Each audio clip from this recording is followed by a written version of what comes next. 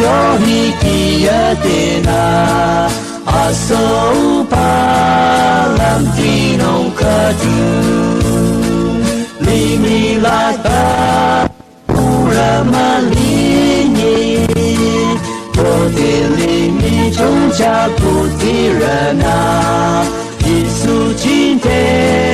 kanyang dulina Missionary ina kinong lamye Ito rasa malibeko Limila isuro matabeko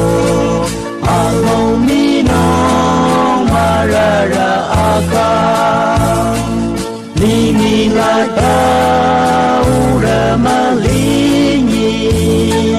Kote limi junja putirana Yesus cinta kanyang tulina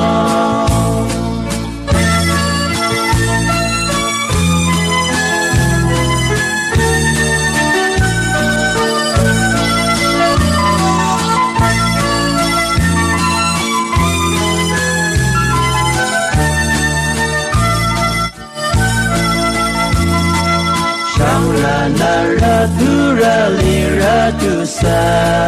Missionary taferdiki Mararati laji suronongju Tongti sena kingin tulire Limilata uramalini Kode limi chung cha kutirana Yesus